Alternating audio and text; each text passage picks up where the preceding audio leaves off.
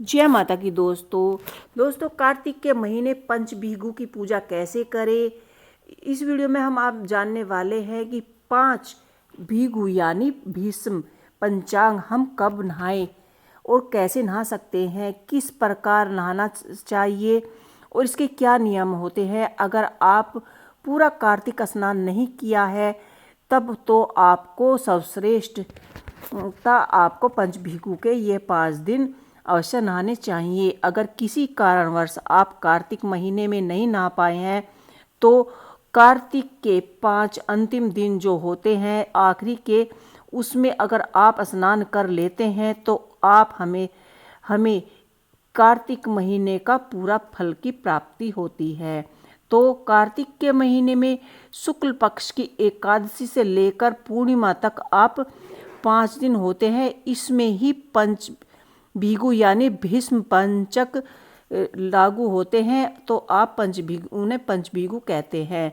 आप देखिए कि दीपदान भी कर सकते हैं और पंचभीगु भी नहा सकते हैं।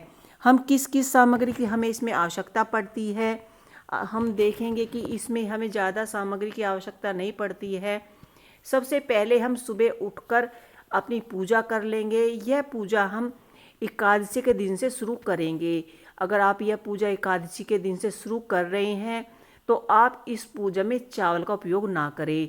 तो यहाँ हमने तिल का तेल ले लिया है, एक प्लेट ले ली है, हमने यहाँ पर राई ली है, तिल ले लिए हैं, रुई ले ली है, हल्दी चंदन कलावा ले लिया है और एक मिट्टी का दिया लिया है। तो पंचभीगु दिया आप कैसे जलाएंगे, देखिए इसमें हमें 4 बत्ती का दीप दान करना है, 4 बत्ती लगानी है और राई से 2 बत्ती बनाने के लिए और सरसों घी तेल से हम इसको जला सकते हैं।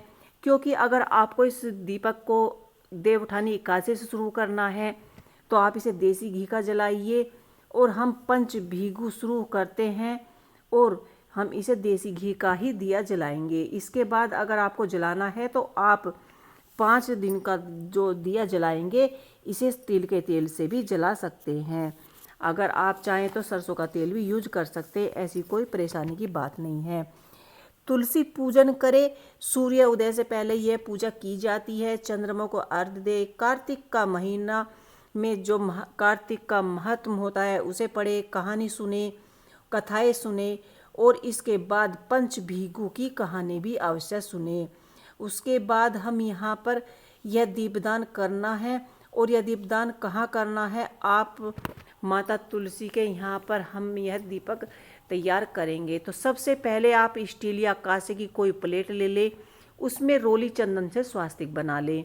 उसके बाद हमें 4 मुखी दिया जलाना है, 4 बत्ती निकालनी है। तो हम यहाँ पर मिट्टी का दिया ले लेंगे, आप चाहे तो जो पीतल का दिया आता है वो भी ले सकते हैं या स्टील का दीपक भी ले सकते हैं और इस तरह से 4 बत्ती निकाल सकते हैं। 4 बत्ती निकालिए और इस दिए की बहुत ही ज़्यादा महत्व माना जाता है। ये 5 दिन का स्नान पूरे महीने का स्नान दान माना जाएगा। इसका आपको उतना ही फल प्राप्त होगा जैसे कि पूरे महीने का फल प्राप्त होता है। आप इसकी सामग्री में हमने आंवला लिया था, उसके भी कुछ नियम है। तो इस तरह से जो आपने प्रसाद भोग में बनाया है वो अपनी पूजा में रख लीजिए। और यहाँ पर हमने पहले जल अर्पित कर दिया है, उसके बाद हमने सिंदूर रोली अर्पित कर दिया है। थोड़े से तिल थोड़ी सी राई आप दिए के अंदर डाल लीजिए और जब ये तेल गर्म हो जाएगा राई जो है खुद ही चटकने लगेगी और वस्त्र रूपी कलावा अर्पित कीजिए।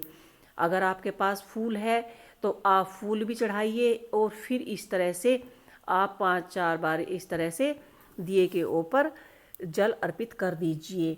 इसमें एक कहानी या मंत्र भी कहा गया है, इसे हम गीत भी कह सकते हैं।